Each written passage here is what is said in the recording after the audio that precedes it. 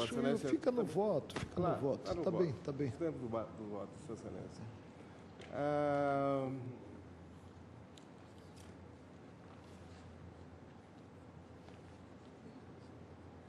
Sim, ministro Teori Zavascki.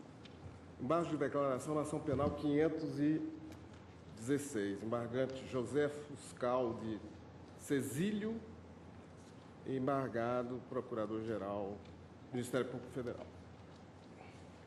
Senhor presidente, nesses embargos declaratórios foram suscitadas duas questões relativas à extinção da punibilidade.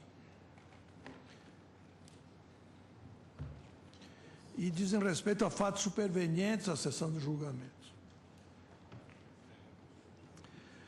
Razão pela qual, até por esse fato, dizendo respeito a fatos supervenientes, não configuram, nem poderiam logicamente configurar omissão sanável por embargos de declaração.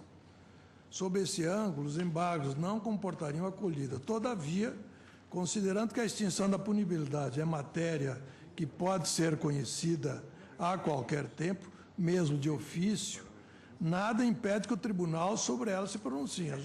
As duas matérias são as seguintes. Primeiro, se alega que se operou a prescrição retroativa da pretensão punitiva estatal por aplicação do artigo 115 do Código Penal, pois o condenado já teria completado 70 anos na data do julgamento. E a segunda é que o acordo embargado não apreciou o pedido de extinção da punibilidade em face do pagamento integral do débito, ocorrido antes da publicação do acordo condenatório. Aqui, após o voto do ministro Carlos Aires Brito, rejeitando os embargos, houve pedido de vista do ministro Fux, que, em sessão de 9 de maio de 2013, votou pelo acolhimento dos embargos para extinguir a punibilidade, sendo acompanhado pelos ministros Ricardo Lewandowski e Marco Aurélio Dias Toffoli. Os ministros Rosa Weber, Joaquim Barbosa e Carmen Lúcia acompanharam o voto do relator. Muito embora tenha proferido voto acompanhando o relator, eu pedi vista para melhor exame dos fundamentos do voto do ministro Dias Toffoli, naquela oportunidade. O meu voto é o seguinte: no que se refere à alegada prescrição da pretensão punitiva decorrendo do fato de ter o acusado completado 70 anos no dia seguinte ao do julgamento, não tem razão a defesa.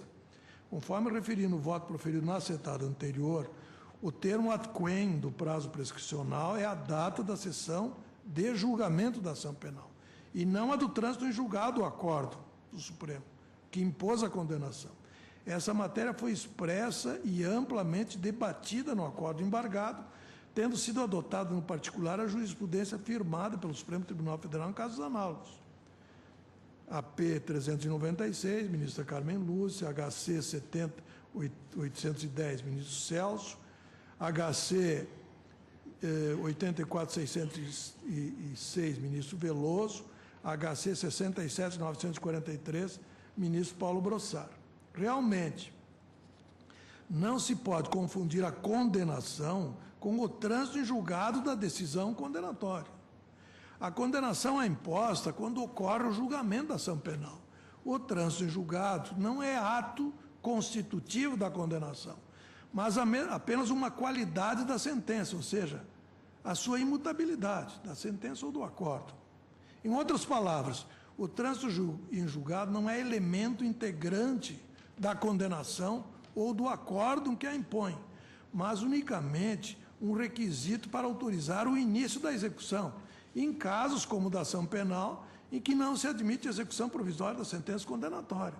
Aliás, é um fenômeno exatamente idêntico ao que ocorre no processo civil. O trânsito em julgado não é constitutivo do título executivo, tanto que há sentenças que não transitam em julgado que permitem a execução. Ele é apenas um requisito para desencadear a execução nas hipóteses em que não se admite, como é o caso da condenação penal, execução provisória. Portanto, imposta a condenação por ocasião do julgamento, que foi em 9 de 2010, nessa oportunidade operou-se para todos os efeitos a causa interruptiva da prescrição, prevista no artigo 117, 4 do Código Penal. O curso da prescrição interrompe-se, diz esse dispositivo, pela publicação da sentença ou acordo condenatórios recorríveis. Qualquer fato superveniente que possa afetar o prazo prescricional, como o do aniversário de 70 anos do réu, que ocorreu no dia seguinte, deve ser considerado à luz do novo ciclo prescricional, que se inicia por força do parágrafo 2º do artigo 117 do Código Penal, a saber, parágrafo 2º, interrompida a prescrição, salvo na hipótese do inciso 5 desse artigo, todo o prazo começa a correr novamente do dia da interrupção. Resta examinar a segunda alegação da extinção da punibilidade pelo pagamento integral do tributo. Foi para aprofundar o exame dessa questão que pedi vista, impressionado, sobretudo, pelo voto do ministro Dias Toffoli. Também, nesse ponto, todavia, vou manter a conclusão do voto já proferido.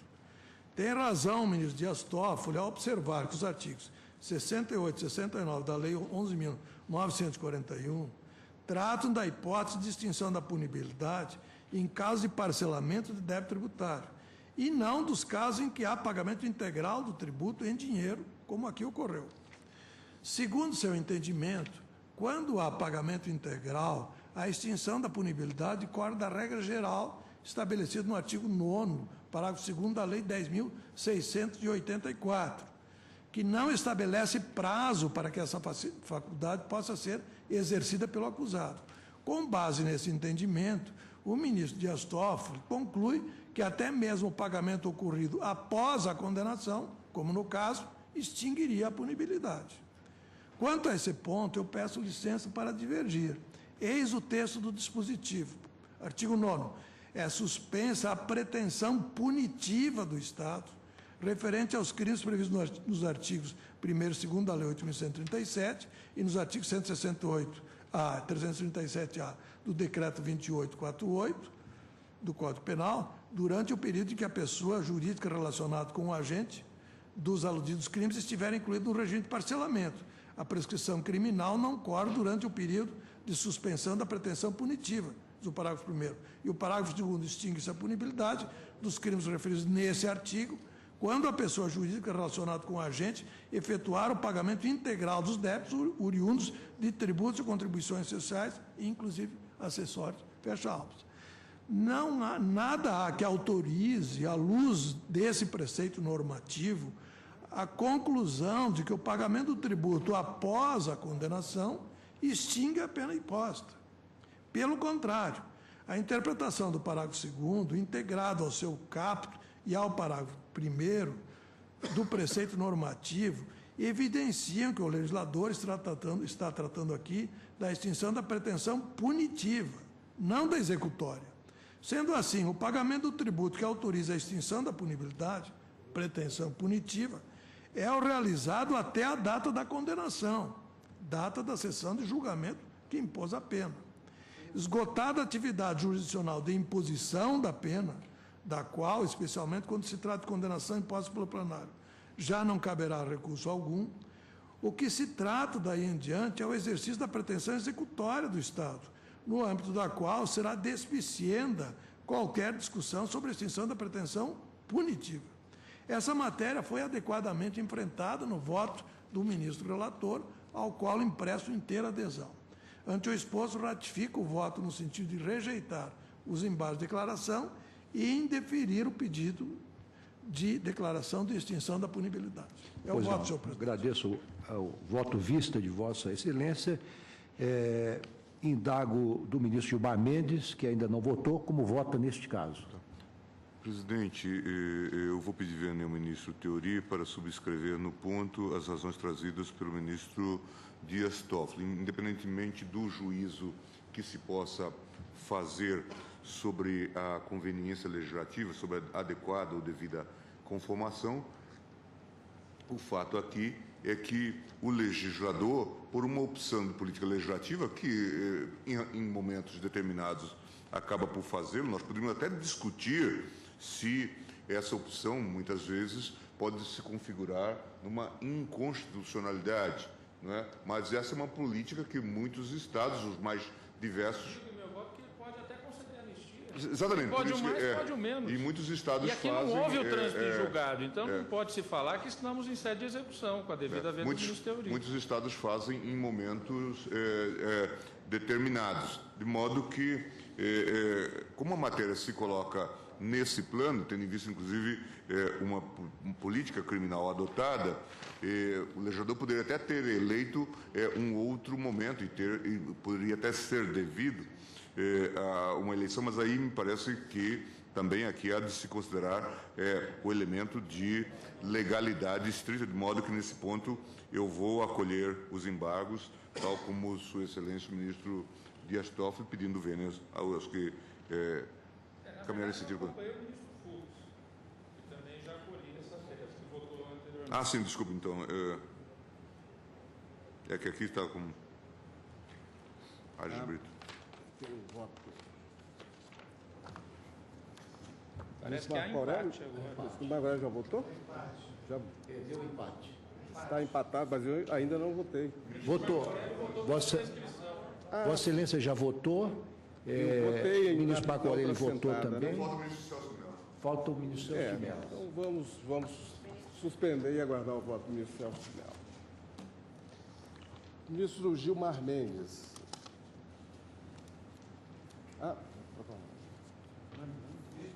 Suspenso para...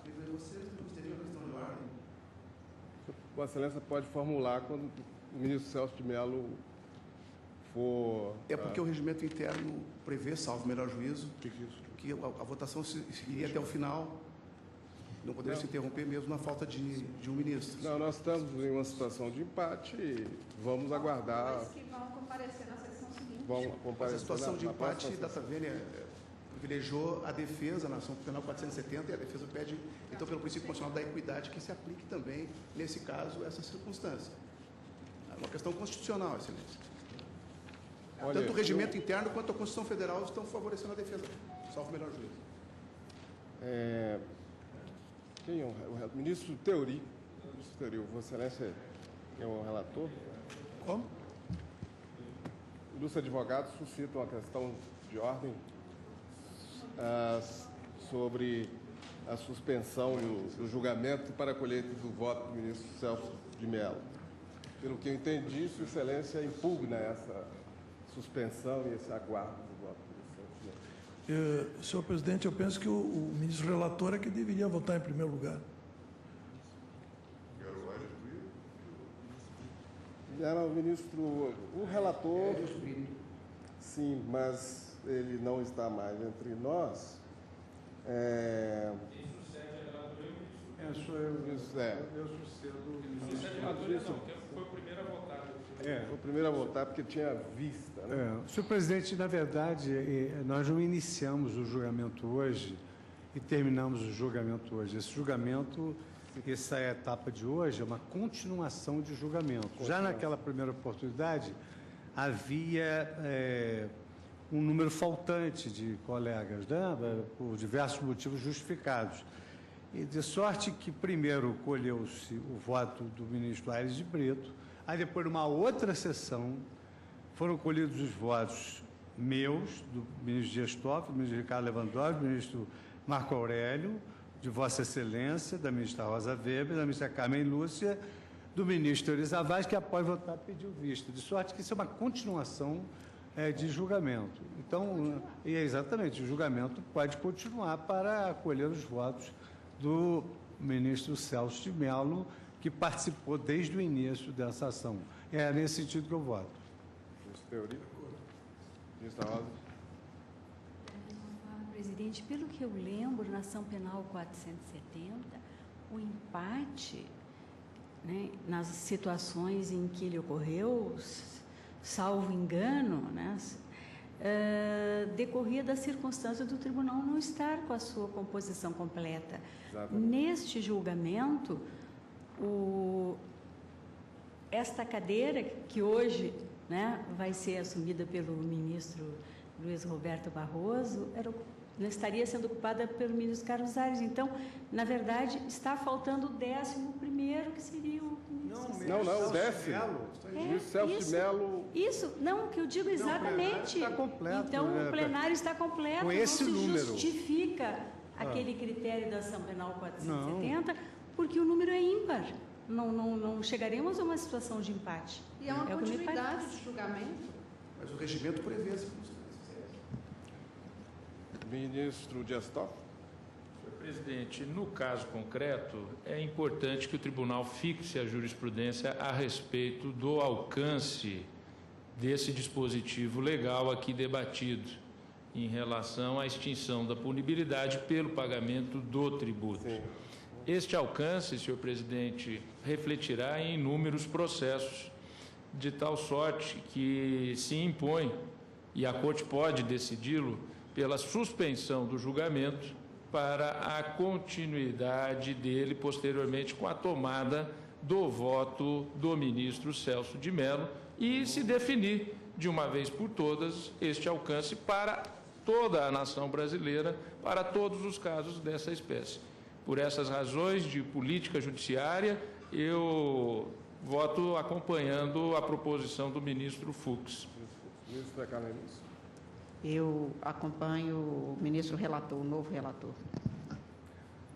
Senhor presidente, data vênia, eu vou divergir do eminente relator, entender que os julgamentos dos embargos integram o julgamento da ação penal. Este julgamento é terminativo, este julgamento dos embargos é terminativo, a meu ver. A falta eventual de um ministro na Corte, no plenário, não pode prejudicar o réu. Nós, na ação penal 470, já decidimos que o empate favorece o réu, aplicando, por analogia, o parágrafo único do artigo 146 do regimento. Portanto, eu entendo que o empate, neste momento, nos embargos declaratórios, que constitui um julgamento que integra a decisão tomada na ação penal, deve necessariamente favorecer o réu. Esse julgamento foi marcado com antecedência, a pauta foi publicada e, portanto, em matéria penal, as decisões mais favoráveis, a interpretação mais favorável dos dispositivos penais, regimentais ou quaisquer outros, devem sempre ser feitos ou feita a interpretação em benefício do réu. Portanto, entendo que, neste caso, o empate beneficia o réu da ação penal em questão. Data vênia. Ministro Gilmar Mendes.